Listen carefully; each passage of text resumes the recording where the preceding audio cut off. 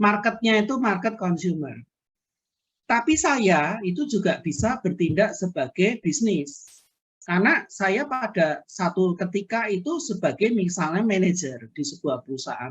Kan saya butuh beli untuk perusahaan.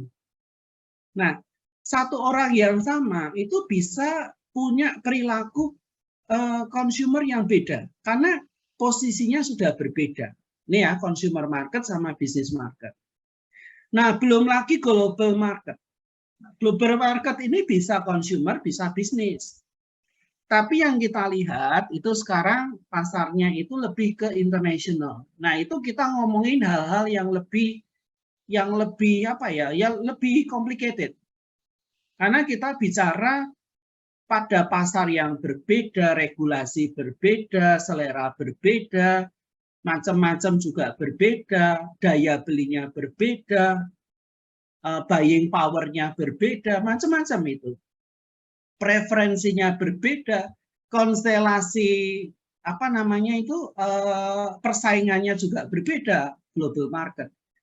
Jadi kita bicara global market itu juga consumer market, business market di dalamnya, cuma skopnya sekarang global. Nah, jangan lupa bahwa kita juga punya market yang non-profit atau government. Nah, seperti STIE, pemerintah, yayasan, itu mereka juga belanja. Mereka juga perlu diperhitungkan sebagai market. Nah, ini sering dilupakan, ini yang non-profit ini padahal cukup besar juga, ya. Jadi ini key market ya, key consumer market. Ini bisa letaknya itu bisa macam-macam. Nah, sekarang saya ingin membahas sedikit mengenai apa sih fungsi dari ini Chief Marketing Officers ya, atau CMO. Kita singkat CMO ya, tugasnya apa sekarang di dunia yang begitu berbeda saat ini. Nah, tugasnya menurut yang buku kita yang kita acu itu yang pertama adalah kita harus menguatkan brand kita. Kita harus berusaha menguatkan brand kita. Nah, caranya bagaimana? Caranya bagaimana? Kita ini punya saluran komunikasi, tools, dan berbagai media yang banyak sekali untuk menguatkan brand kita. Nah, pakai itu. Ya. Kemudian yang kedua, semua program marketing itu tentu membutuhkan biaya. Butuh biaya tuh. Nah, oleh karena itu, seorang Chief Marketing Officer itu harus mengukur seberapa efektif biaya yang dikeluarkan untuk program-program pemasarannya itu. Karena tentu saja di masa sulit seperti ini, kita harus memperhitungkan apa yang kita keluarkan untuk program marketing dan apa dampaknya pada perusahaan, dampaknya apa pada organisasi. Itu harus ada, terukur. Nah, ini tugas yang berat ya bagi Chief Marketing Officers. Kalau saudara ini apa namanya bekerja di kantor yang luar biasa makmur, yang tidak pernah memperhitungkan ini ya, ini tidak akan terasa. Tetapi ketika saudara itu di kantor yang atau di perusahaan yang resource-nya sangat terbatas, harus dibagi-bagi, maka kegiatan mengukur ini penting. Mengukur efektivitas marketing program itu penting. Ya, yang ketiga apa? Kita ini konstelasi persaingannya itu berat. Ya, di nasional pun berat. Berapa banyak startup yang muncul kemudian tumbang? Banyak sekali.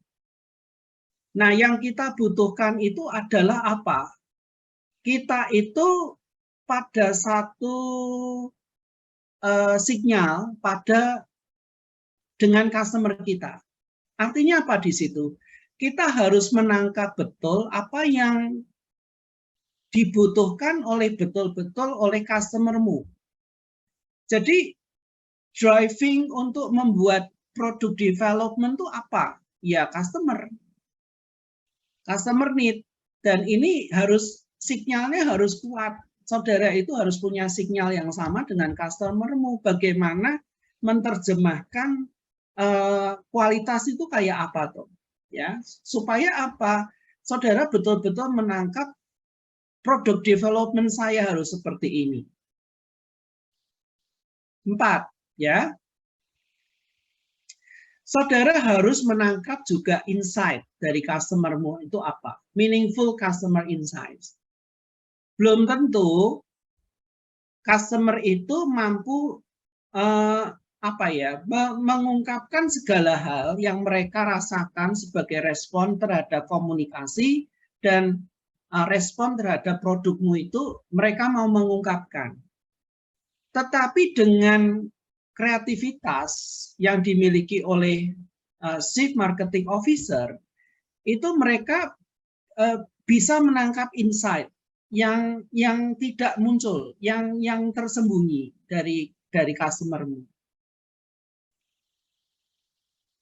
Yang nomor 5 ini penting, ya. Saudara harus belajar teknologi. Mau tidak mau harus belajar teknologi.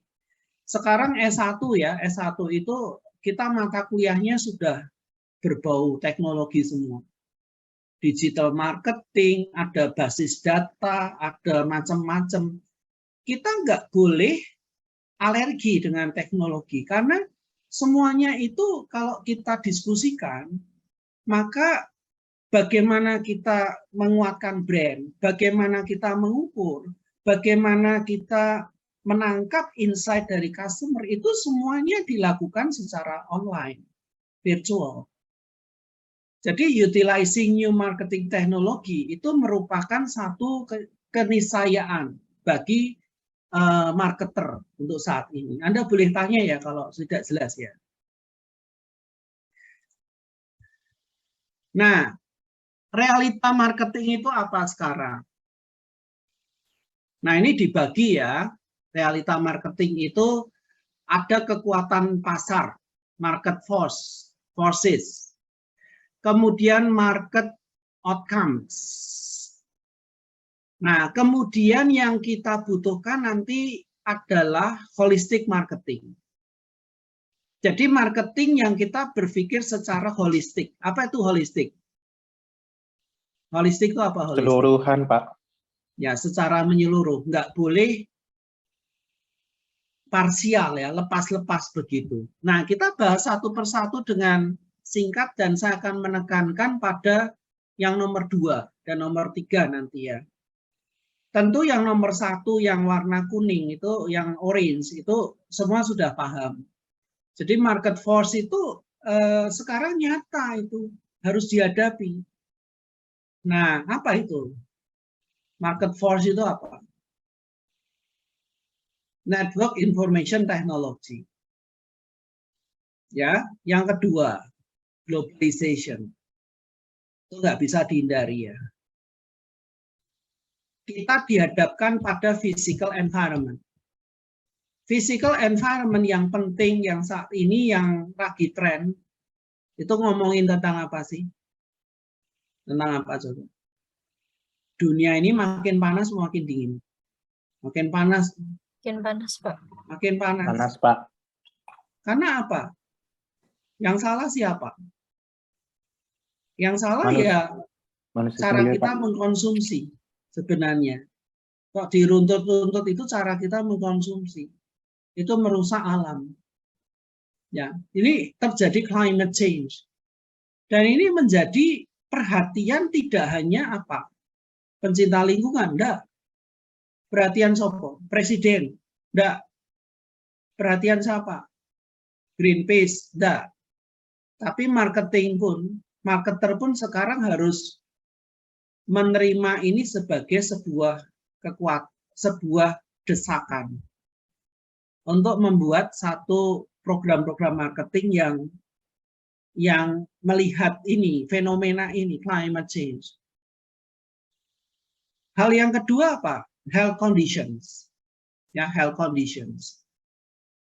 Masyarakat modern ini Anda lihat ya, banyak penyakitnya, macam-macam sekarang muncul, penyakitnya muncul. Orang makin modern, makin muncul penyakit. Kita lihat, penyakit yang membunuh orang itu apa? Diabetes, jantung, apalagi? Diabetes, jantung, cancer. Ya, diabetes, jantung, cancer. Jantung termasuk stroke. Nah, ini karena apa? Kesalahan apa coba? Health condition sih karena kesalahan apa? Kesalahan mengkonsumsi. Nah, ini akan dilihat ya oleh marketer. Ini Anda coba lihat fenomena seperti ini. Yang keempat penting, social responsibility. Nanti akan saya kasih contoh ya, kasih contoh. Ini di Indonesia pun dilakukan oleh perusahaan-perusahaan. Bahwa mereka menyatukan atau mengintegrasi program-program marketing mereka dengan social responsibility. Dan ini bagus ya, kalau saudara bisa ngembangin ini. Saudara punya program yang inovatif. Jadi keempat ini coba ya. Jadi forces ini penting ya, teknologi, globalization, kemudian physical environment, include climate change, kemudian kondisi kesehatan masyarakat yang luar biasa, banyak sekali yang membutuhkan perhatian kita, itu solusi nanti pada produk ya. Kemudian social responsibility. Bagaimana marketing itu bisa berdampak pada perbaikan lingkungan sosial, itu penting. Ya, tidak malah menambah mencemari, tidak malah membebani lingkungan. Nah, ini social responsibility. Bahkan ada program-program nanti yang akan kita bahas sedikit ya. Bagaimana perusahaan-perusahaan ini ikut membantu masyarakat yang sedang kesusahan, ya, sedang membutuhkan perhatian khusus gitu. Ya, oke.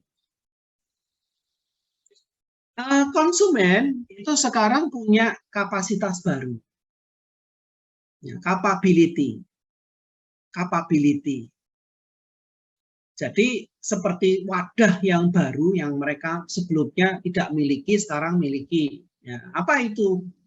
Coba kita lihat bersama-sama ya. Ini mungkin nanti saudara akan, kalau paham ini ya, akan bisa memunculkan program-program inovatif ya, program-program pemasaran yang sangat inovatif. Nah, sekarang konsumen, termasuk kita ya, konsumen itu can use online resources as a powerful information and purchasing aid. Jelas ya? Jadi konsumen itu menggunakan semua, all, online resources. Ada sih yang tidak online, tetapi sekarang kebanyakan itu menggunakan online. Untuk mencari informasi, kemudian untuk membeli membeli produk yang mereka butuhkan itu mereka bantuannya bantuan di media online, di peralatan online. Ya. Apa yang capability yang berikutnya? Consumer itu can use mobile connectivity to search, communicate, and purchase. Tentu ya. Ya, tentu mereka bisa berkomunikasi kapanpun dengan wakil organisasi, kapanpun mereka bisa berkomunikasi. Dan di situ terjadi pembelian langsung tanpa ketemu fisik. Ya. Nomor 3, consumer can tap into social media to share opinions and express loyalty. Bayangin ya. Dulu pada saat belum ada sosial media, itu mereka bercerita dengan cara apa? Ya ceritanya dengan cara verbal, talking, ya, literally talking, talk to people. Itu pun terbatas kan yang mereka temui. Sekarang coba Anda lihat, consumer itu punya capability untuk beropini apapun, ya. atau mengekspresikan loyalitas mereka pada satu produk atau pada satu perusahaan itu secara sosial, lewat sosial media. Bahkan bisa di-upload berkali-kali, bisa di-upload di berbagai macam platform sosial media. Ini luar biasa, kan? Berapa banyak yang orang yang bisa dipengaruhi oleh satu orang. Anda bayangkan saja ya. Jadi mereka ini bisa share opinions and express loyalty. Anda kalau sebagai marketer itu bagaimana? Anda bisa menstimuli atau menggunakan capability ini untuk keuntungan perusahaan sebenarnya ya kalau Anda mau. Yang nomor 4, consumer can actively interact with companies. Once again online ya. Jadi konsumen kayak kita sekarang ini itu bisa secara interaktif ya. Interaktif itu secara langsung, bahkan seperti bertemu walaupun tidak bertemu dengan company. Dengan produk dengan perusahaan yang menyediakan produk yang mereka pakai. Ya, mereka bisa interaksi di situ. Nomor 5, consumer can reject. Reject itu apa reject? Menolak, Mbak. Menolak atau menampik marketing they find inappropriate or annoying. Nah, sering kan kita annoying. Annoying itu kayak diganggu begitu loh, diganggu oleh program-program marketing iklan yang tiba-tiba nyelonong. Kalau itu apa namanya mengganggu dan nampaknya tidak terlalu tidak terlalu cocok dengan kita itu bisa reject. Jadi consumer itu punya hak untuk itu, ya. Nomor 6, consumer can extract more value from what they already own. Mereka mungkin sudah memiliki sesuatu, pernah mengkonsumsi barang atau jasa, pernah mendapatkan barang yang begitu bagus. Nah, mereka juga bisa membeli kembali, mendapatkan kembali, atau bahkan mengganti barang tersebut dengan versi yang lebih baru. Ini adalah consumer capabilities. Ya, ini dimungkinkan sekali di zaman sekarang. Nah, di sisi yang lain, coba kita di sisi perusahaannya, di sisi company-nya. Di sisi company-nya juga punya capabilities. Ya, jangan dibilang yang punya capabilities itu sekarang hanya pihak konsumen, tetapi company-nya juga punya tuh. Ya, contoh saya bahas dengan cepat ya. Companies can use internet as powerful information and sales channel. Companies can collect fuller and richer information about market, customer process, and competitor itu lewat informasinya itu begitu banyak ya, lewat big data itu. Companies can reach consumer quickly and efficiently. Nah, kalau saudara itu misalnya sebagai pihak perusahaan ya, ada keluhan. Nah, pasti kan dulu, ya besok Mbak, besok Bu, saya layani. Kalau sekarang enggak. Yuk kalau melayani besok, konsumenmu itu sudah ngomel. Ya, sekarang Anda bisa melayani quickly, bahkan saudara menginginkan ads, kupon, informasi tambahan itu langsung. Ya. Kemudian apa? Companies can improve processing, recruiting, training, and external communication through basisnya semua online. Nah, yang terakhir ini penting ya. Companies can improve the cost efficiency. Jadi company itu dengan memanfaatkan ini semua sebenarnya mereka mengurangi sewa billboard, mengurangi iklan-iklan di media-media yang konvensional itu dikurangi sekali dan itu bahkan lebih mahal. Nah, mereka bisa melakukan hal yang sama di media-media yang jangkauannya yang lebih luas, ya, ya. Oke, banyak sekali. Nah, ini yang saya maksudkan. Saudara kan mengenal 4P. Sebenarnya P-nya ada berapa sekarang? Ayo, ada berapa ini?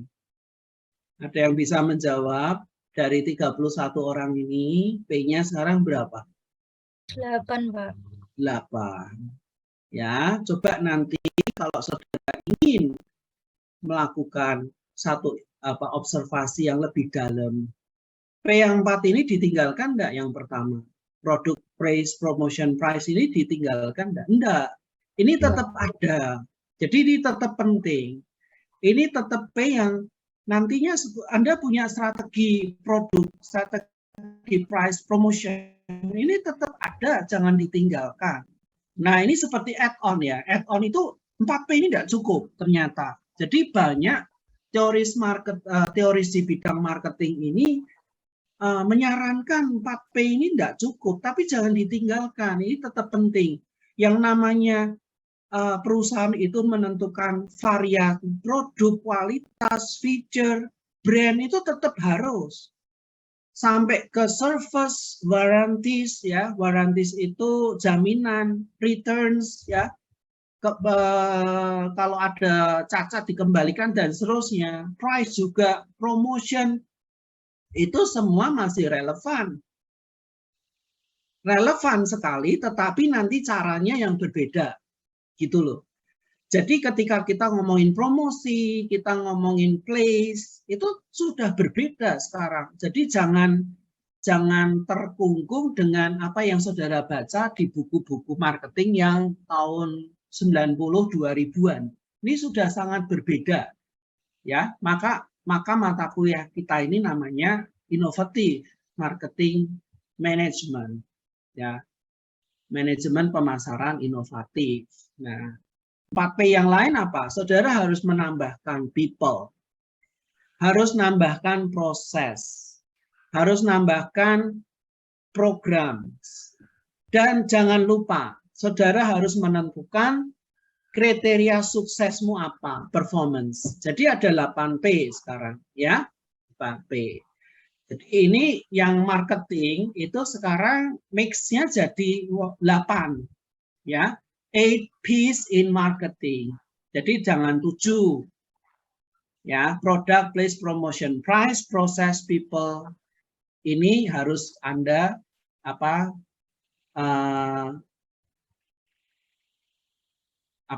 harus dikendalikan juga, ya. Nah, yang terakhir adalah holistic marketing concept. Ya, holistic marketing concept. Holistic marketing concept itu apa toh? Saudara tidak boleh memilah-milah secara parsial ya. Oh, aku tugasku jualan. Oh, aku tugasnya menciptakan value. Oh, aku tugasnya pokoknya volume penjualannya selalu meningkat. Bukan. Tetapi yang namanya holistik itu harus melihat secara menyeluruh ya. Jadi yang secara menyeluruh seperti apa? Kita harus memandang konsumen kita ini sebagai satu kesatuan dengan proses itu sendiri. Ya, jadi mereka jangan dipisahkan dengan proses itu. Nah, ada konsep yang mungkin saudara sudah terima ya di mata kuliah marketing yang lain dan ini masih relevan kita bicarakan di sini, yaitu relationship marketing. Atau relationship marketing adalah strategi untuk didesain untuk foster. Foster itu apa? Meningkatkan atau mendorong loyalitas. Interaksi yang terus-menerus sehingga engagement itu jangka panjang. Nah, ini penting ya. Ini sangat penting. Bagaimana kita memaintain ini sangat penting, perlu kita pikirkan. Nah, ada artikel yang menarik ya.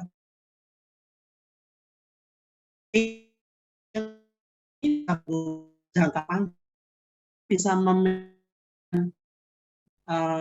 secara people, secara langsung, tapi juga sekarang itu dimudahkan dengan cara-cara yang virtual, ya. Jadi dua-duanya itu sangat bisa membantu.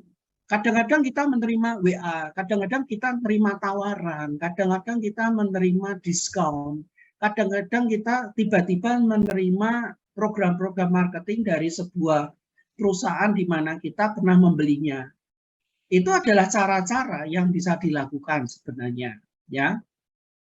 Kemudian yang kedua, communication itu harus, walaupun kita menggunakan cara-cara yang berbeda dengan menggunakan media-media yang macam-macam, tetapi pesannya harus integrated, harus sama. Tidak boleh satu media itu ngomong seperti ini, satu media ngomong seperti itu, padahal itu sumbernya dari satu perusahaan.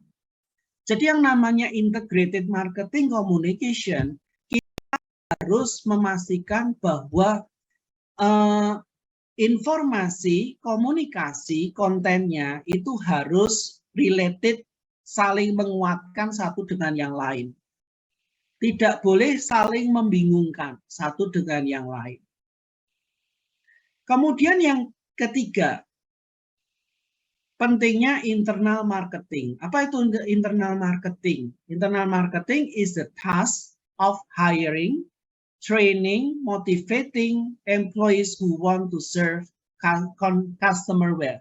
Jadi kalau kita lihat people ya, tadi ada P people, kita lihatnya people itu siapa? People itu bisa consumer kita atau customer kita, bisa juga employee kita. Nah itu mereka jangan dipisahkan ya. Jadi ini harus lihatnya holistik. Bagaimana kita bisa melayani pelanggan tanpa kita memiliki employee yang bisa melayani dengan baik. Nah, makanya ini jangan dipisahkan.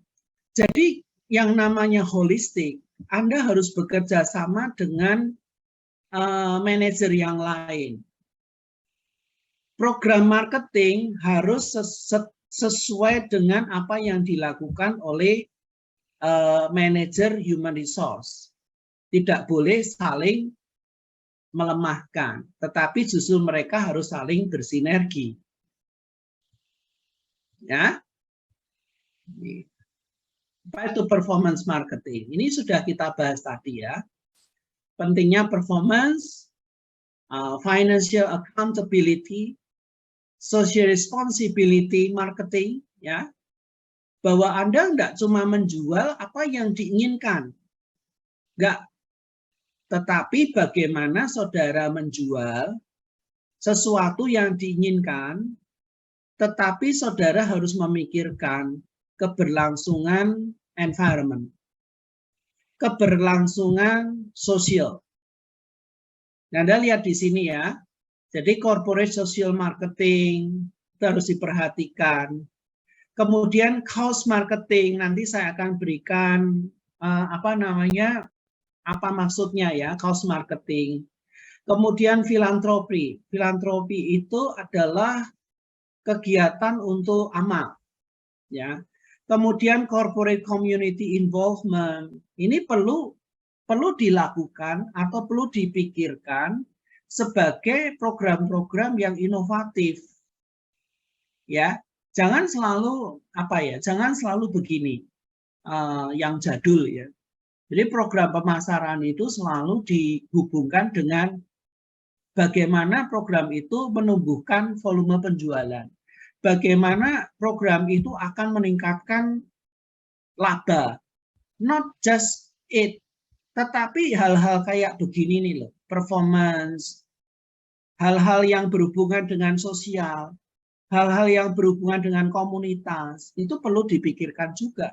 Bahkan hal-hal yang ada hubungannya dengan environment.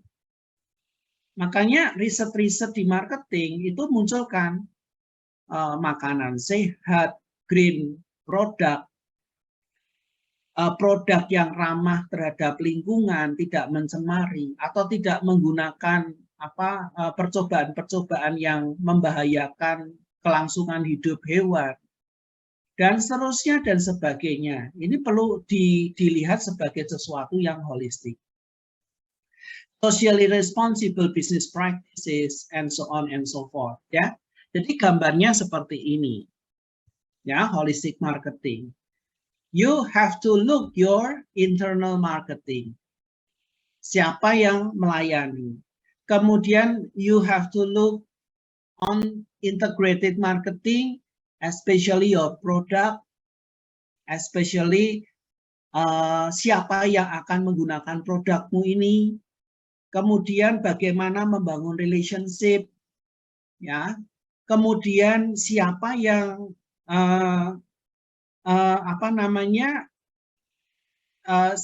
bagaimana marketing itu dikatakan berkinerja dengan baik. Coba ukuran-ukurannya apa? Coba kalau dilihat yang warna hijau, yang kiri bawah. Di situ memang ada sales revenue, ada brand customer equity, ya kan? Ini yang sering kita bahas.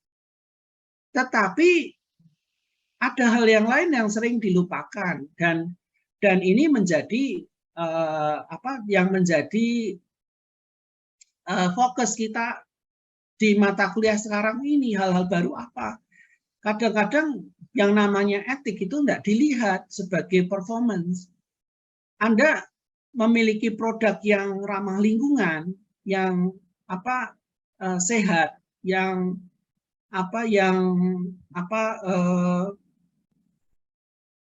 tidak mencemari dan tidak mengganggu kelangsungan hidup, itu tidak dilihat. Ya, legal. Itu breaking rules enggak? Terus apa pendapat dengan komunitas? Nah, ini hal-hal seperti ini ya. Jadi yang namanya holistic marketing, you have to overall elemen seperti ini kalau bisa dilihat, maka Anda akan bisa melihat secara holistik ya. Programmu ini holistik banget ya. Oke. Jadi kita ini di dunia yang turbulence ya. Turbulent itu apa? An age of turbulent itu pada era yang turbulent. Turbulent itu adalah era yang bergolak, berubah-ubah. Ya, jadi apa yang terjadi saat ini? Secure your market share from core customer segments. Apa yang harus Anda lakukan? Saudara harus menjaga market share-mu, terutama untuk segmen yang core. Itu harus dijaga betul. Jangan sampai hilang. Oke ya. Nomor 2. Push aggressively for greater market share from competitors. Nah, ini program yang mungkin lebih agresif. Ini sulit ya. Di satu sisi saudara harus menjaga core customer, tapi di sisi lain saudara harus berusaha melebarkan market share Anda. Kemudian research customer more now because their needs and wants are in flux. Fluctuation, ini maksudnya fluctuation. Jadi basicnya ya riset. Ya, basicnya riset. Kalau Anda ingin memahami needs and wants are in flux, in fluctuation, berubah-ubah, makanya ya basisnya riset. Basisnya adalah intelligence. Basicnya pengamatan. Basisnya adalah saudara satu sinyal dengan customer Anda. Terutama yang core ya, terutama yang core. Jangan sampai hilang. Kemudian minimally maintain but seek to increase your marketing budget. Nah, ini penting juga ya. Anda bekerja berat tanpa kantong kosong. Ada duit, tapi duit ini harus digunakan dengan wise. Ya. Focus on all that safe and emphasize core values. Nah, ini kita ngomongin tentang ethics. Kita ngomongin tentang bagaimana kita jaga hubungan dengan komunitas, masyarakat, dengan social responsibility kita dengan berbagai macam pihak. Drop programs that are not working for you quickly.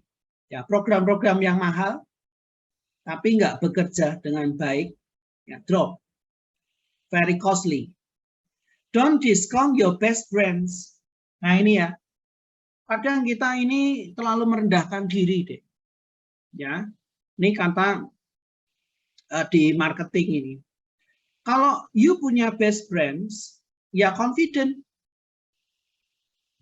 Maksudnya begitu, confident. Jangan dikit-dikit diskon, dikit-dikit diskon, dikit-dikit diskon. Ini akan mengganggu performance, justru akan mengganggu image. Apa-apa didiskon. Padahal brandmu ini nggak selalu butuh didiskon untuk mendapatkan respon. Dong nggak? Tetapi kalau brandmu memang belum sebaik atau belum best brand, ya jangan terlalu di atas kompetitormu gitu ya.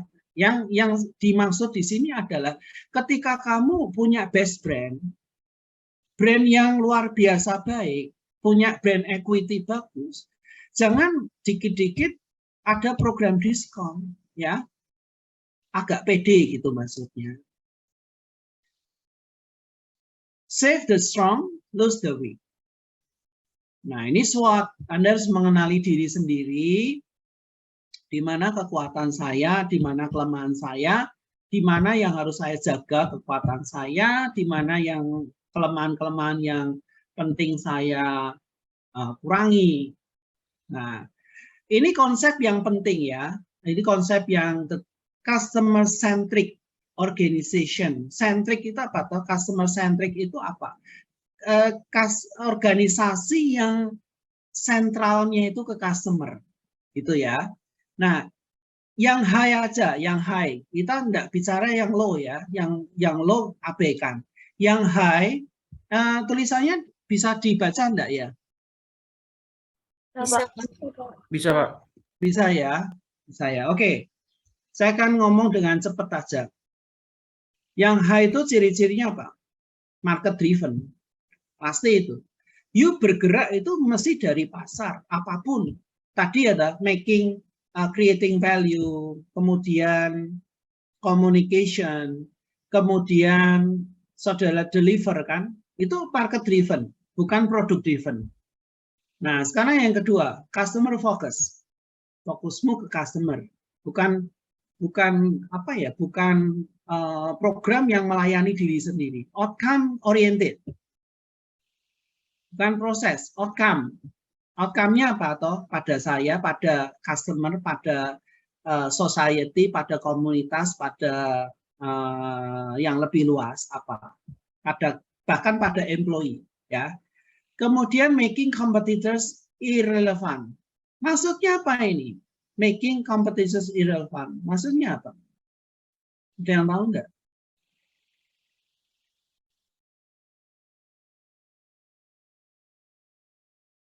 Buat kompetitor itu tidak relevan. Maksudnya bagaimana? Saudara itu punya sesuatu yang unik. Jadi kalau saudara unik, kan Anda memang tidak bersaing dengan siapa-siapa. Maksudnya begitu. Nah, gitu. Value driven. Ya, teamwork. Seperti yang saya katakan tadi, teamwork. Tidak bisa saudara itu bekerja sendiri. Saudara punya program, harus teamwork. Ya, oke. Sekarang ini ya penting ya. Saya akan cepat ya, karena kita perlu bikin grup ya. Masih ada juga kita bicara silabus.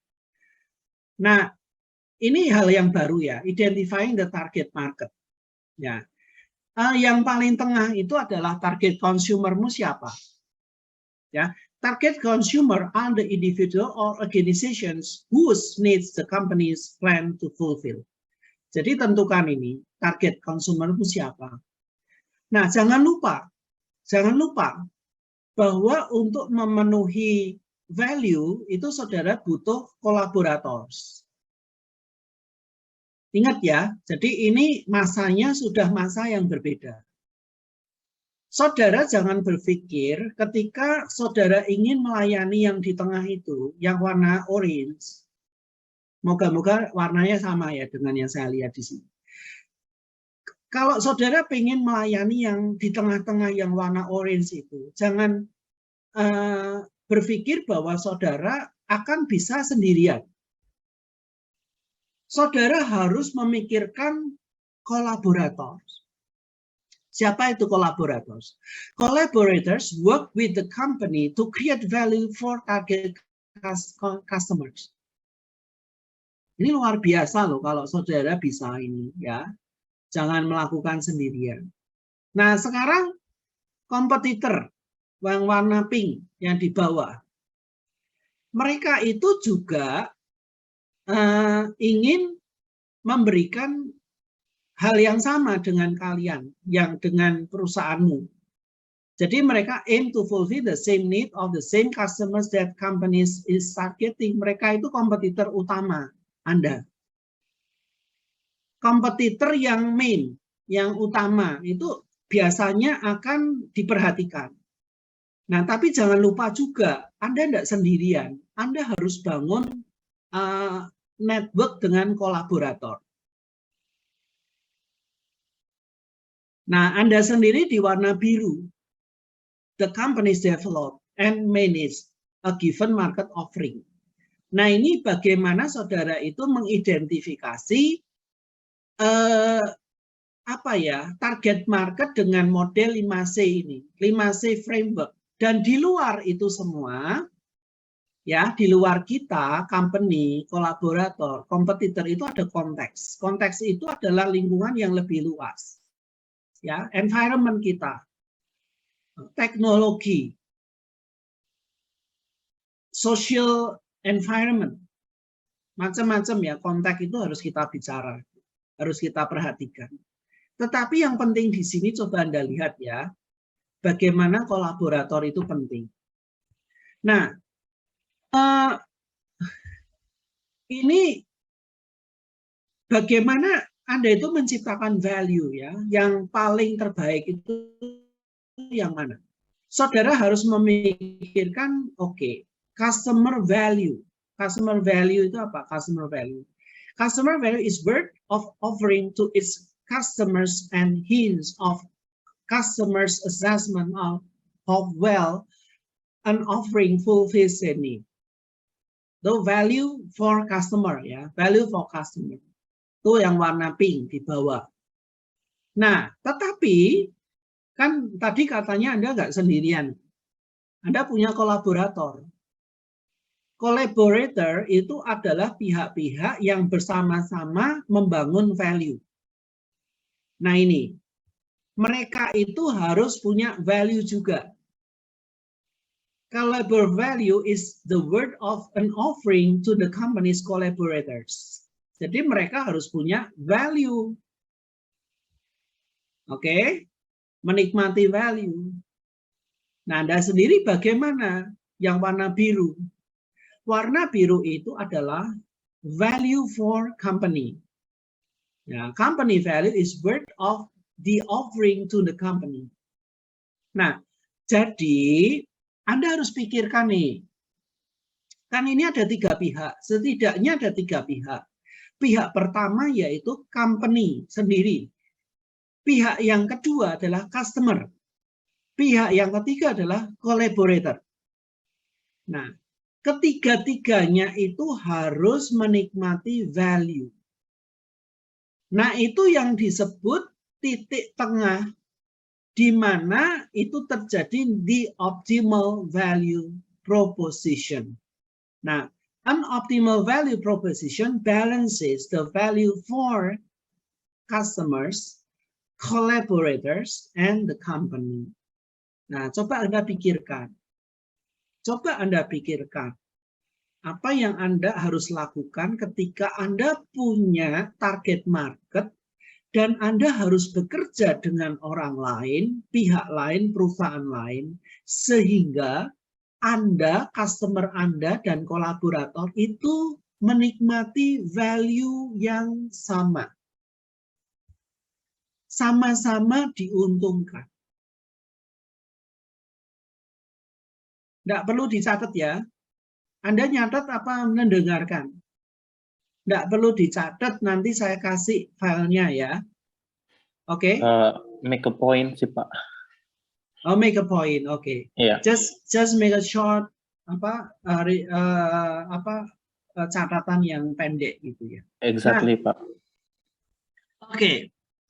Ini yang harus kita lakukan ya, activity-nya yang harus kita lakukan. Kita ini sekarang di dunia apa toh? Di dunia apa sekarang? Ya, how kita ini environmental force-nya terutama ini kita ini di dunia yang namanya the year of mobile. Coba ya, kita sebelum pandemi kita working at office. Pada masa pandemi kita working at home, from home. Nah, sekarang udah beda lagi apa? Working from everywhere.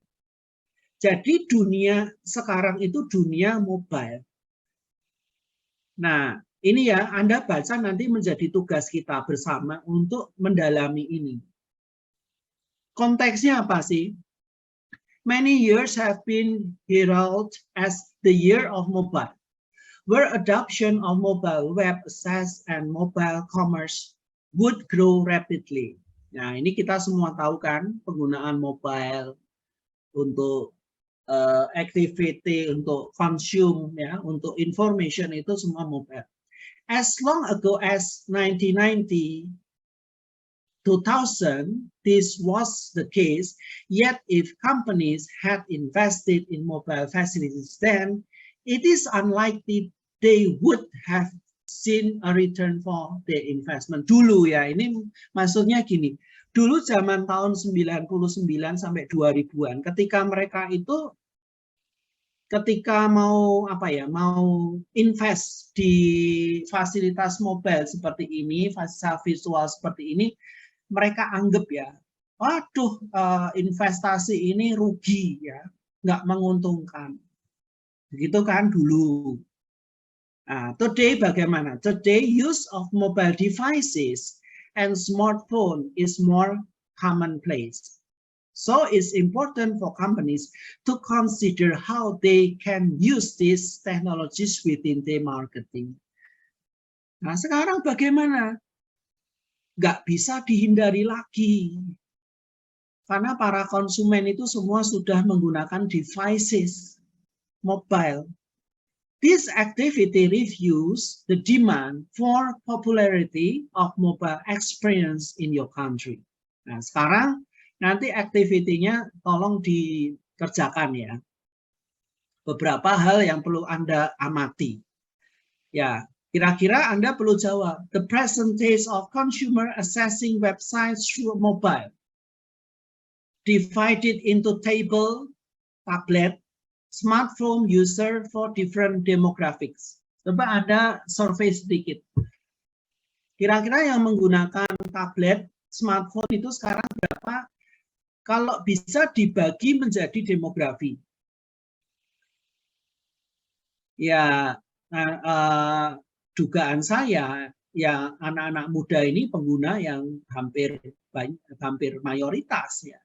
Ya toh? Coba Anda lihat nanti survei sedikit di grup.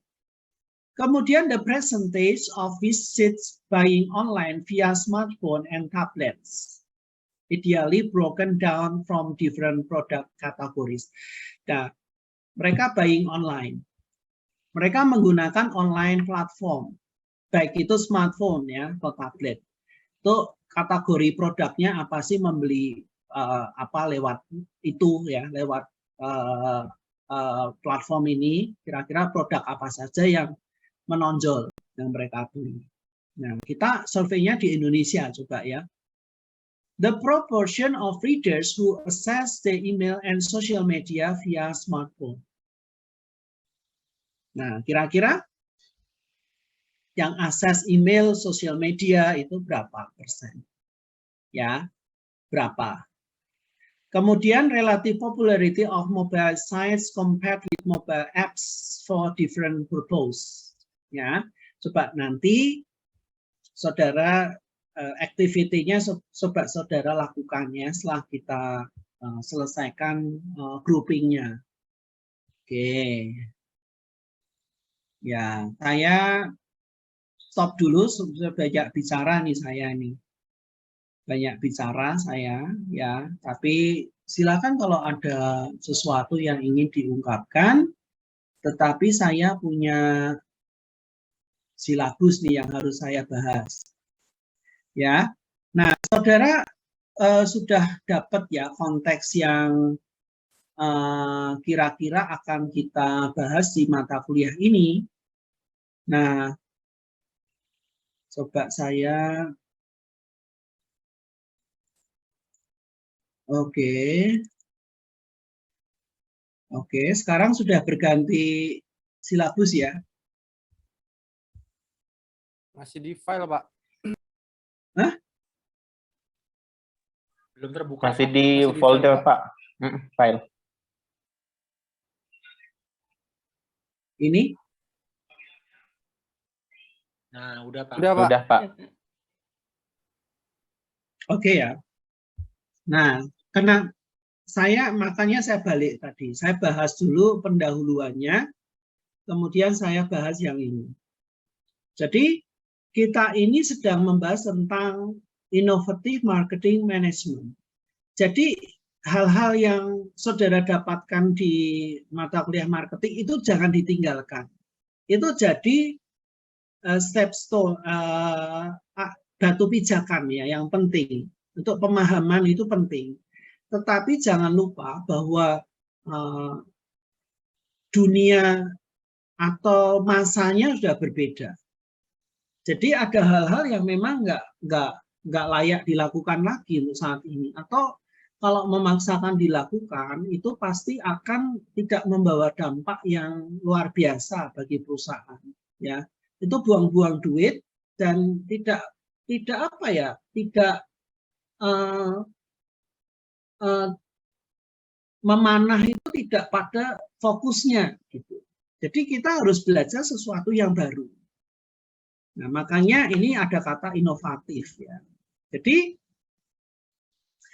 dalam perkembangan dunia saat ini itu kan disebut Internet of Things.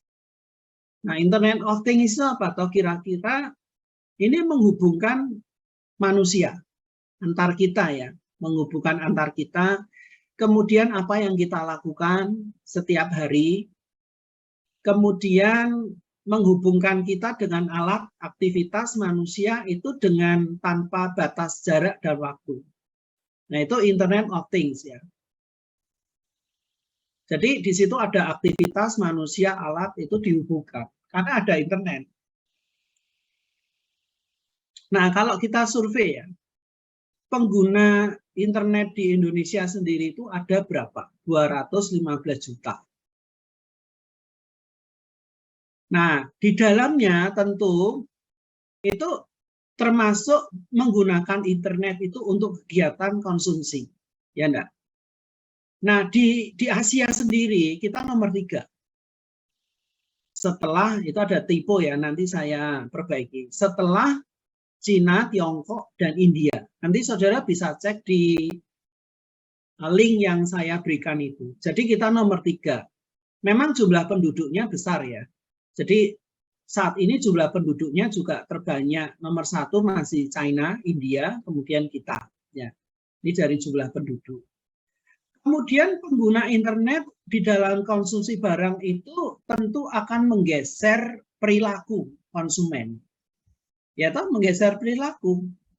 Nah, apalagi kalau kita bicara generasi Z. Ini saya gedekan sedikit ya, supaya Anda bisa lebih mengakses tulisan ini. Nah, apalagi generasi Z. Generasi Z itu jumlahnya kalau di Indonesia itu 28% kira-kira. Atau sebanyak 76 juta. Nah, mereka itu konsumen bukan? Konsumen toh? Konsumen, Pak. Pinter, konsumen. Nah, ini titiknya di sini. Kalau kita masih berpikir dengan cara-cara lama, padahal jumlah generasi Z ini kan makin lama makin mendominasi. Nanti ada generasi setelah generasi Z atau namanya entah apa. Generasi apa? Setelah Anda ini. Nah, tetapi kalau kita lihat 76 juta di Indonesia sendiri, itu jumlah yang gede. Besar itu. Nah, ini mau diapain oleh marketer? Mau diapain? Nah, kalau kita nggak punya cara-cara yang inovatif, maka kita akan nggak bisa itu menjangkau mereka. Jadi perusahaan itu dipaksa ya sekarang itu untuk melakukan cara-cara pemasaran yang lebih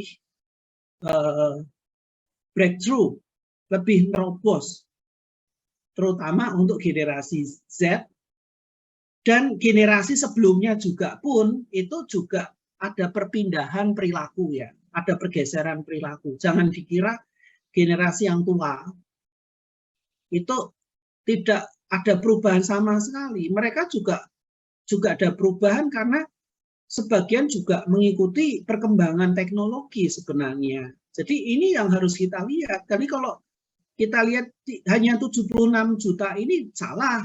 Karena apa? Generasi sebelumnya juga dipengaruhi oleh hal-hal yang berubah di saat ini gitu ya. Yang tadinya tidak terbiasa dengan mencari, membeli, membayar itu lewat cara-cara sekarang sudah terbiasa ya, sudah mulai hal-hal yang common to do ya, sudah usual, sudah terlalu biasa. Apalagi yang namanya generasi Z, apalagi generasi setelahnya, itu bayangin aja.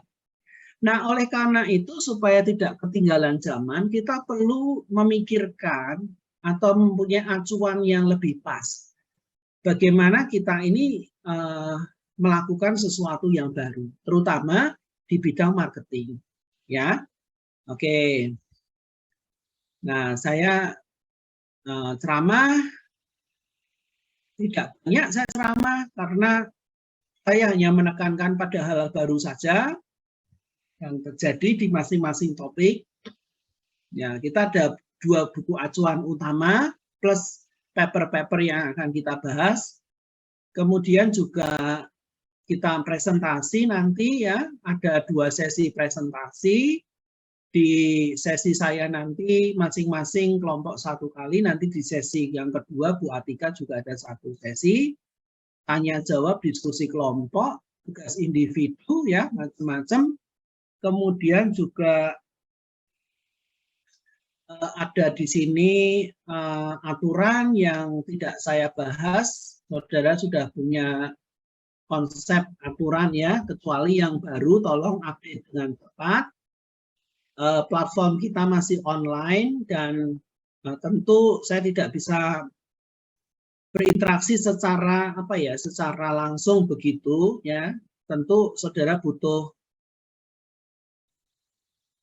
mengelola diri sendiri, terutama yang capek ya, yang capek habis kerja ini harus punya effort ya, usaha yang keras untuk tetap konsentrasi untuk mengikuti kuliah karena kuliah kita malam ya. Saudara mungkin belum sempat makan, belum sempat istirahat dan seterusnya dan sebagainya. Ini saya kira nggak mudah ya bagi Anda yang sudah bekerja dan harus mengikuti kuliah malam. Nah, ini butuh keuletan saudara untuk mempertahankan konsentrasi ya. Gitu ya. Nah, ini sebaran penilaian kita. Ya. Ada aktivitas kelas, ada telaah artikel, proposal, presentasi kelompok, ya. Kemudian UTS UAS Anda lihat di sini, UTS UAS itu hanya 50%. Jadi di luar itu kita sebarkan di presentasi, tugas dan seterusnya. Nah, ini adalah sebaran nilai dari angka menjadi huruf ya. Angka menjadi huruf. Nah, ini adalah buku. Saya mengambil hal-hal baru dari konsepnya dari Kotler, Keller, Kevin ya. Chernev, tahunnya sangat baru 2022. tetapi dari konsep digitalnya saya ngambil dari buku lain. Kemudian saya juga mengimbangi topik-topik penelitian yang terbaru. Ya. Nah, di pilihan-pilihan artikel saya itu bagaimana kita ini mengendalikan konsumen di era saat ini. Kemudian juga saya memfokuskan di beberapa paper itu saya khusus membahas tentang generasi Z, ya seperti paper 1, nanti paper 1 itu akan dibahas kelompok 1, kemudian bagaimana mengelola brand, ya, terus Gen Z juga di paper keempat, dan seterusnya. Kemudian nanti setelah paper ke-6 kita ujian, ya. Nah, ini ada supplementary topik ya, seperti di sini ada supplementary topik, di sini ada supplementary topik. Artinya apa? Saya tidak cukup menggunakan satu buku sekarang. Jadi untuk melengkapi kebaharuan-kebaharuan di bidang ini saya perlu buku lain dan perlu artikel pendukung. Nah, seperti yang sudah saya katakan tadi, artikel-artikel ini adalah artikel yang baru, ya 2020 atau lebih baru, atau satu lagi itu nggak terlalu lama ya, 2016 ya. Jadi saya memilihkan sengaja artikel-artikel yang terbaru. Nah, nanti saudara perlu buat ini ya, critical review. Saudara perlu buat critical review, dan contoh critical review itu ada di bawah. Nah, ini critical review yang pernah saya buat dan selalu saya pakai contoh. Nah, bagaimana Anda itu mengkritisi sebuah paper dengan singkat, padat, dan mengena. Jadi sulit nggak, Pak? Sulit buat critical review yang bagus.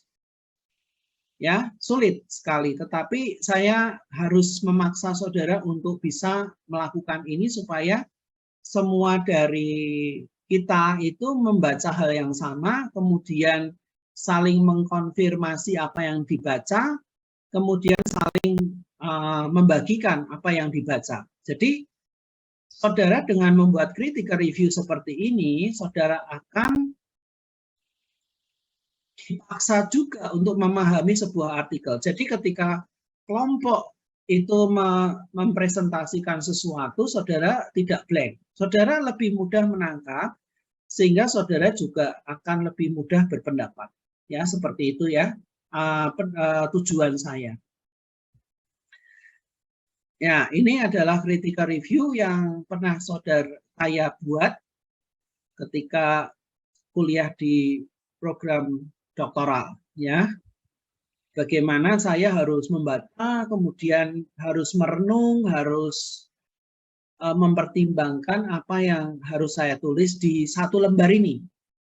Jadi critical review-nya nggak boleh lebih dari satu lembar ya, nggak boleh lebih.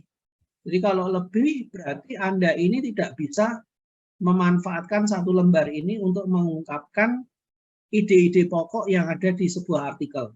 Jadi saudara hanya punya ruang satu lembar. Dan manfaatkan apa yang akan Anda tulis, dan Anda juga menentukan apa yang tidak perlu ditulis. Ya, bahasa Indonesia tentu saja. Ya. Oke, sampai di sini apakah ada pertanyaan? Silakan. Halo. Halo, apakah ada pertanyaan? Ada, Pak. Belum ada, Pak. So Cukup far, Pak. jelas ya? Iya, Pak. Oke. Nah, sudah lihat ininya di layar? Ya, Pak. Lihat, Pak. Oke ya. Jadi saya tadi seperti kita waktu bagi kelompok waktu SD itu ya, jadi ngitung 1, 2, 3, 4, 5, 6 gitu ya. Nah, kemudian saya tulis 1, 2, 3, 4, 5, 6, 1, 2, 4, 5, 6 gitu kan. Nah, akhirnya saya groupingnya itu berdasarkan ini kelompok ini, tapi ini bukan kelompok papernya ya. Kelompok papernya masih saya tentukan setelah ini. Ya, oke ya, setuju ya. Setuju ya. Nggak ada Pak Tay. Ya, Pak. Ya, jadi saya acak. Karena apa? Karena biar yang baru-baru itu menyebar. Ya, supaya tidak ngumpul di satu kelompok. Ada enggak yang belum masuk di sini?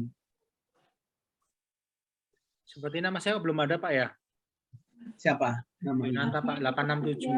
Iya Bu ya. Soalnya tadi aku pakai untuk ini untuk Oke ya, enggak apa-apa. Ini saya pakai daftar yang diberikan Pak Lukman yang baru ya, tapi ada katanya ada yang lebih baru. Nah, enggak apa-apa. Nanti yang baru masuk nanti akan saya masukkan di kelompok yang masih kurang, ya. Ya Pak. Nah, sekali lagi saya ngitung tadi 1 sampai 6, 1 sampai 6, tetapi ini bukan group identification-nya. Saya baru mengelompokkan orangnya dulu, ya. Ini jadi 1. Nah, ini saya akan melakukan pengundian ya. Karena kita jauh, saya yang melakukan pengundian dengan adil. Saya akan acak yang nanti dapat kelompoknya Florencia ini akan dapat paper berapa. Saya akan acak ya. Oke, setuju ya? Setuju, Pak. Ya, saya akan jujur ya, saya tidak memilih-milih. Nah, saya ingin memilihkan dulu untuk kelompok Florencia, ini kelompok paper 3. Paper 3. Ya. Jadi ini paper 3. Oke ya, paper 3. Sebenarnya paper 3.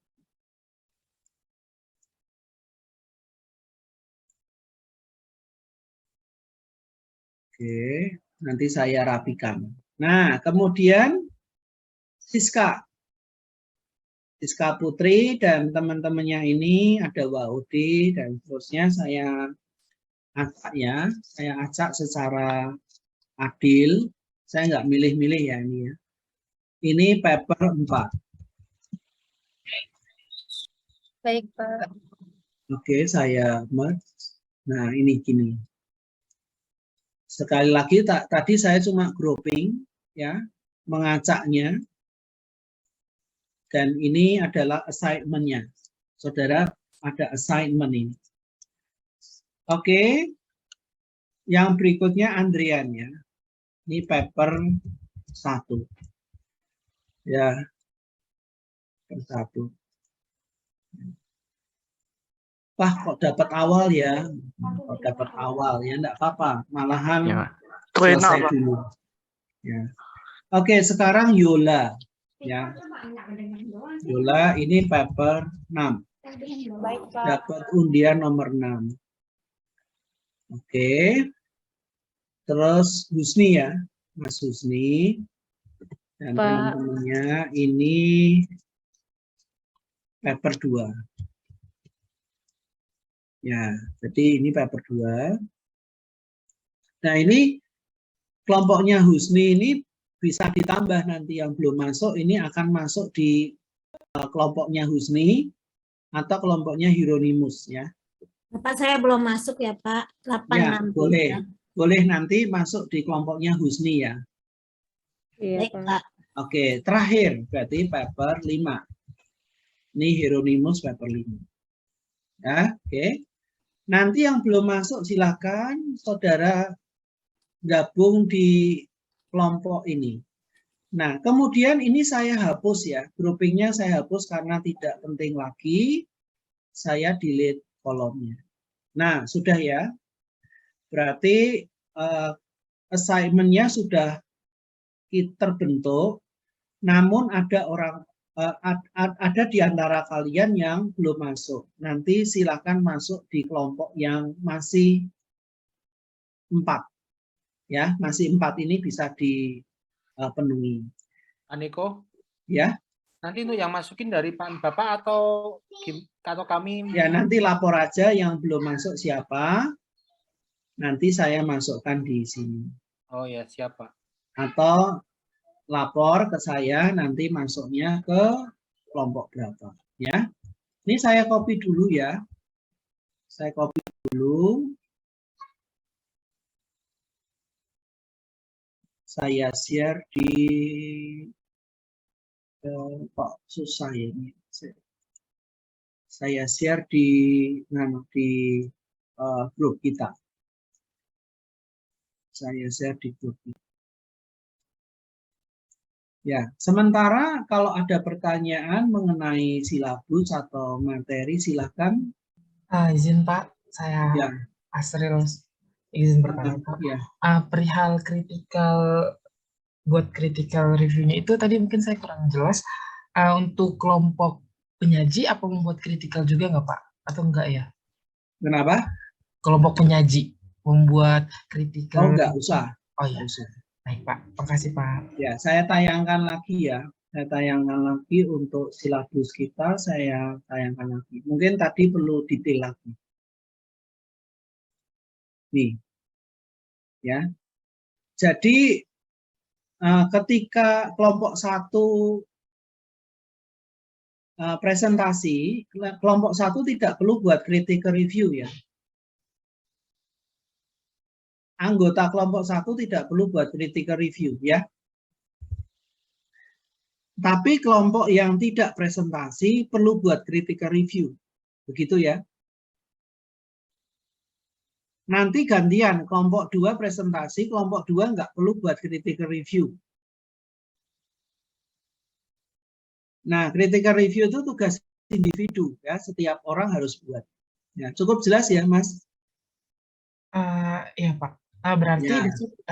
yang dipresentasikan itu yang tulisan paper ini ya Pak, Generation Z. Ya, nanti cukup bikin, kalau you presenting group, yang perlu saudara buat adalah PPT. Oh, iya Pak. Tetapi critical review nggak perlu, karena saudara saya asumsikan sudah baca ya. Nah, di sini ada keterangan juga ya. Setiap orang itu minimal 10, ngumpulin 10 dari 12. Nah, kalau saudara misalkan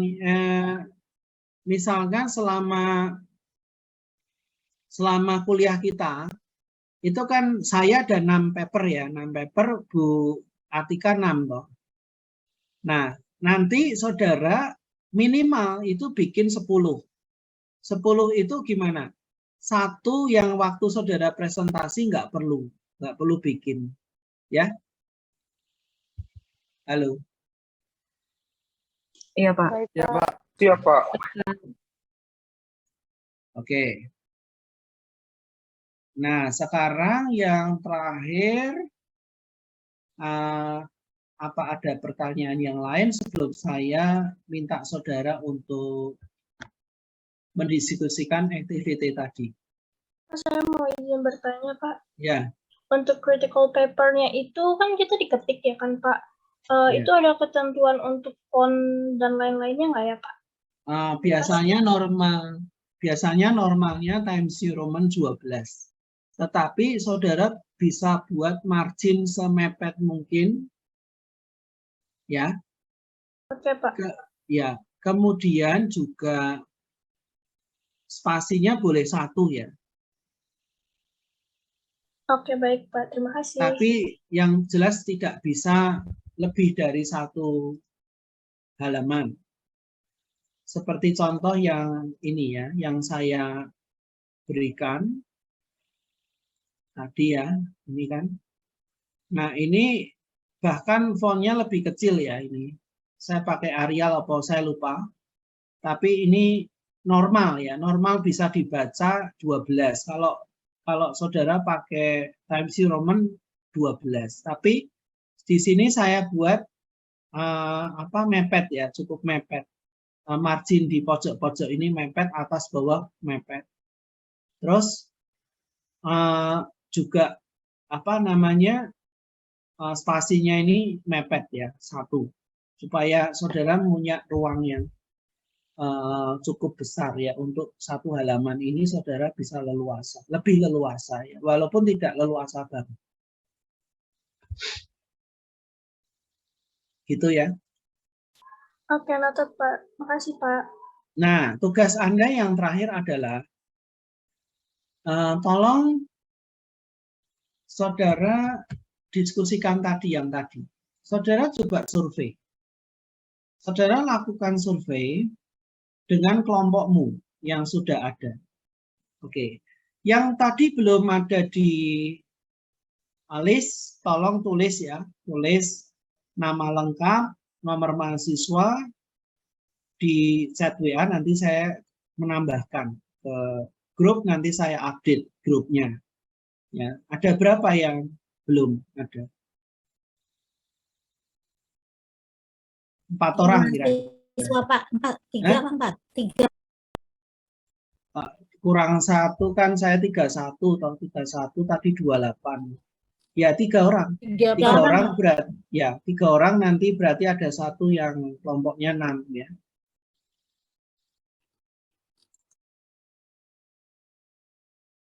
Oke, jelas ya. Nanti yang 3 orang ini bisa saya tambahkan.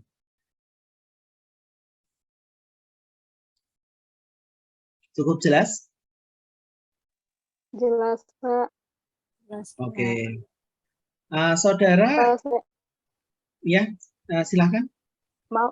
Mohon maaf Pak nih kok saya izin bertanya tentang materi Pak, boleh? Silakan. Best brand itu kan tadi Pak Niko jelaskan dapat mengganggu performance dari ini ya perusahaan ya Pak.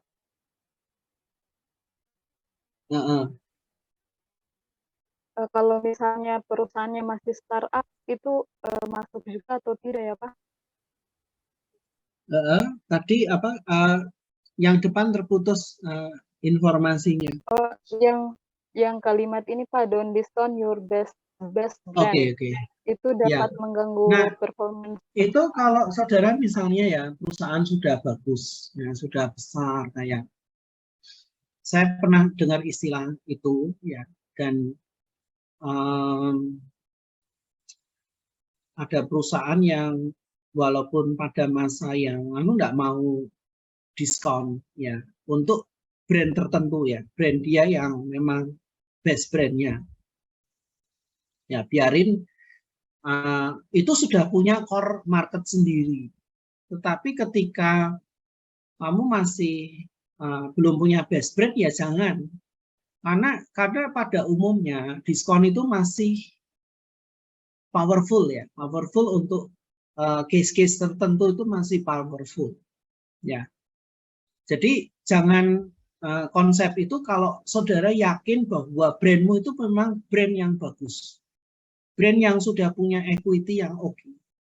Jadi jangan dikit-dikit didiskon. Mending pakai yang lain, cara yang lain. Misalnya Anda memudahkan layanan, memberikan layanan lebih, kemudian memberikan akses informasi yang lebih banyak, lebih mudah. Itu lebih bagus daripada diskon untuk brand yang sudah bagus.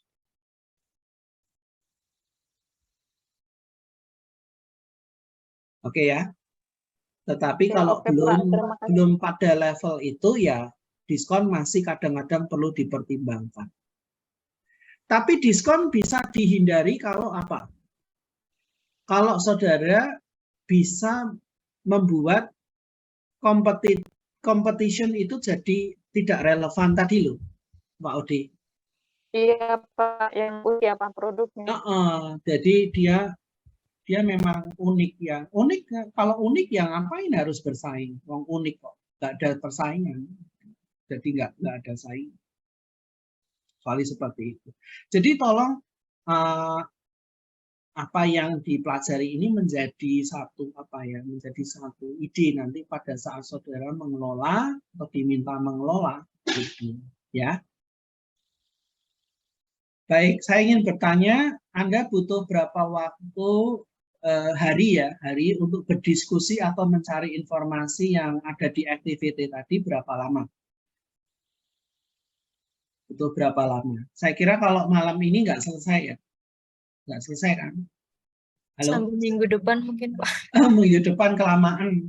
Minggu depan sudah kita bahas. H-1 Oke. minggu depan. Ini hari apa ya? Sekarang hari Selasa, Pak. Selasa ya. Mungkin hari Senin Sabtu mungkin, begitu Pak. ya, Senin pagi itu ya, Senin pagi. Besoknya bisa kita bahas ya. Baik, Pak. Nah, jadi saya tayangkan lagi mengenai tadi tugasnya. Jadi ini adalah hal-hal baru yang perlu saudara pikirkan ini sebagai titik awal ya. Ketika saudara memikirkan hal-hal baru. Ini yang tidak terjadi di masa seperti itu ditulis itu tidak terjadi pada masa tahun 2000-an gitu ya, 2000-an sekian. Tapi pada saat ini itu terjadi. Nah, saudara harus survei itu untuk melihat apa kira-kira melihat medan perangnya itu kayak apa toh sekarang ini. Nah, saudara perlu tahu dulu deh ya di pertemuan pertama ini.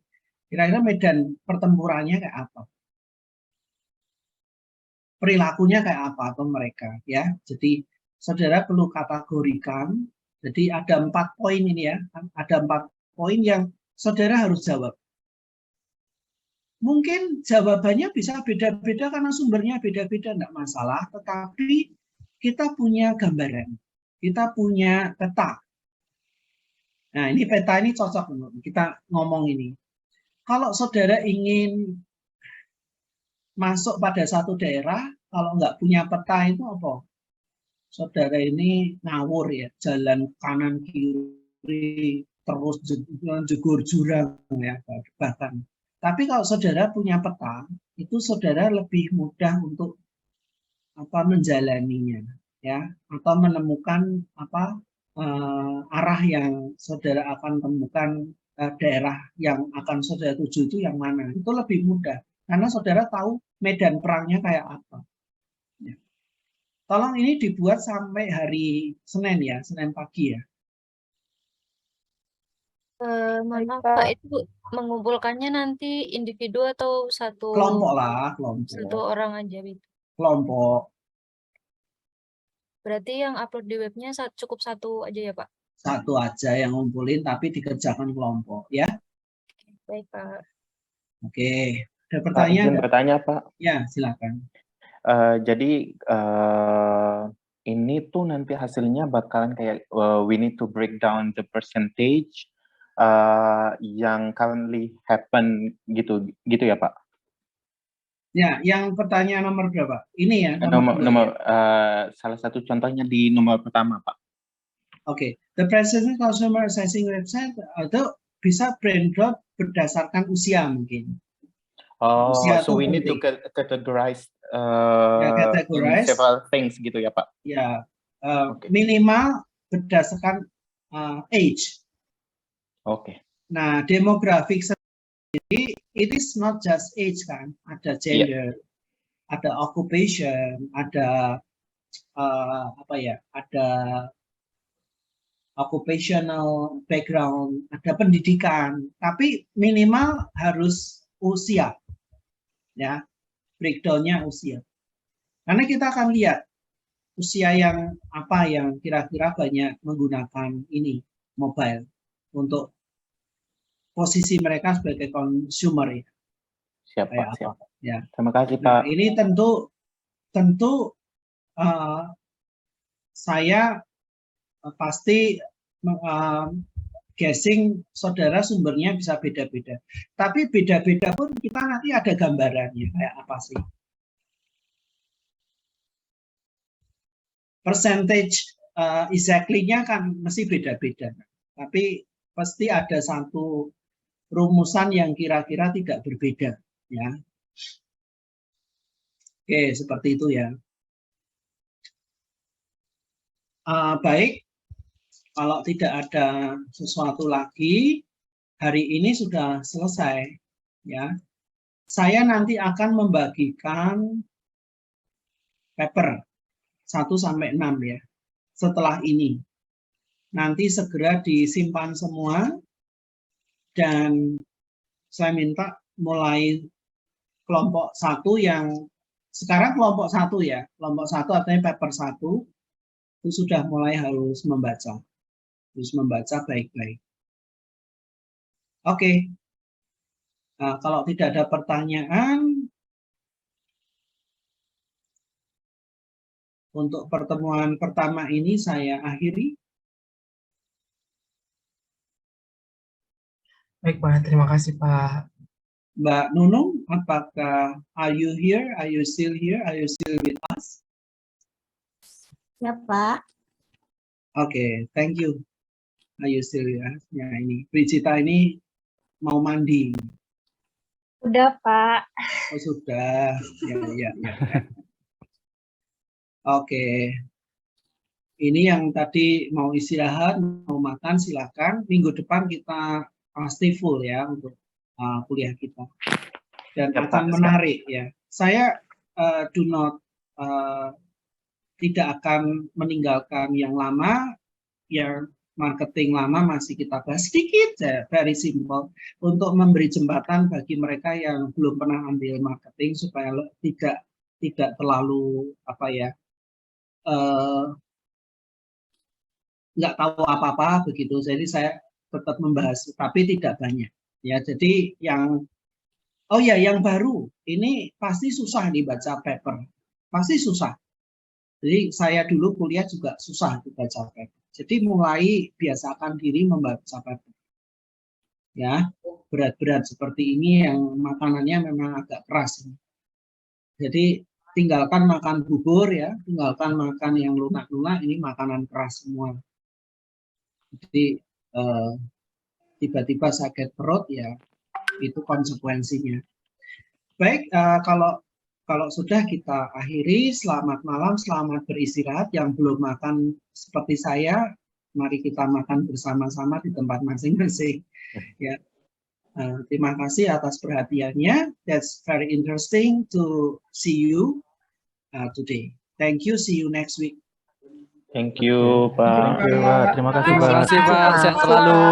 Sehat banyak, Bapak. Saya live ya, saya Oke, Bapak. ya. Ya, Pak. Selamat makan. Selamat istirahat. Teman-teman, Aduh. apakah ada pertemuan lagi ini? Nggak tahu pada nggak kompak. Saling kenal semuanya. Halo, Bu Nunung. Boleh dong bikin WA grup lagi. Ayo. Kan udah punya. Ya, grup bayangan. Yang belum gabung lah. Yang belum Yang masuk udah gabung. gabung tolong dong di-share. Apa tuh? Grup apa? Apa? Grup buat Grup MLM. Apa kabar Siska? nongki. Nggak ada, maksudnya supaya Siska, apa kita kabar? ada yang mau tanya-tanya juga nggak bingung. Tadi aku mau nanya juga bingung. Grup mau nanya tanpa kemana. dosen, grup tanpa dosen. Biar leluasa untuk Pokoknya yang mati lampu itu. grup mati Nah, lampu. betul. Asalnya Seperti yang mati belum lampu. punya. Grup mati lampu. Yang Udah udah Soalnya nanti beda semester udah beda kelas lagi deh kayaknya. Nggak apa-apa ya untuk saat ini saja. Tambah teman ya Bu Nunung ya. Ya tambah teman ya, soalnya yang baru-baru bingung ini. Setuju Bu Nunung. Sama Bu. Materinya bahasa Aku Inggris. mau tanya nih Bu Siska. Oh iya. Kenapa? Kalau yang NIM-nya 7, depannya 7 tuh itu akuntansi MAK apa Mbak? Gimana? Yang